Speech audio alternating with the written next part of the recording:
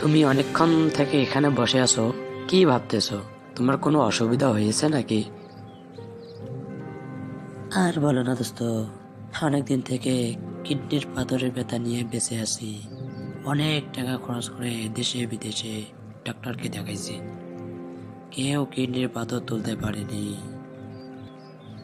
কিডনিতে পাথর আছে তুমি আগে বলবে না? তুমি সিলেটে ভোলাগঞ্জে চলে যাও, ওখানে স্থানীয় অনেক নেতাকর্মী আছে, বিনা খরচে তোমার কিডনির পাথর তুলে নেবে। একটি টাকাও তোমাকে ডাক্তারকে দিতে হবে না। কোন জায়গার কথা বললে বন্ধু? সিলেটের ভোলাগঞ্জের কথা বললাম। ওখানে স্থানীয় নেতাকর্মীরা যদি শোনে তোমার কিডনিতে পাথর আছে, তাহলে পাথর সাথে সাথেই বের করে নেবে। এ, তুই কেড়ে সিলেটের ভোলাগঞ্জে এসে বসে আছিস? আমি একজন অসুস্থ ব্যক্তি, আমি দূর থেকে এসেছি, আমার সাথে পাথর আছে। কি? তোর সাথে পাথর আছে? কোথায় পাথর আছে বের কর।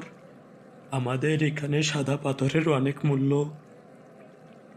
ভাই, আমার কিডনিতে পাথর হয়েছে, আমাকে একজন বুদ্ধি দিল, সিলেটের ভোলাগঞ্জে গেলে তোর কিডনির পাথর স্থানীয় নেতাকর্মীরা বের করে দেবে।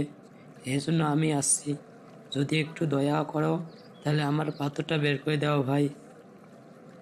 ওই মিয়া, তুমি কি আমারে বোকা পাইছো? আমি কিসের কিডনির পাথর বের করি? আমি পরে থাকে স্থানীয় লোকাল সাদা পাথর চুরি করে বিক্রি করে দেই। তুমি টিভির পর্দায় খবরের কাগজে দেখো না, এই ভোলাগঞ্জের সমস্ত সাদা পাথর একদিনে চুরি হয়ে গেছে? এসব তো আমরাই করেছি।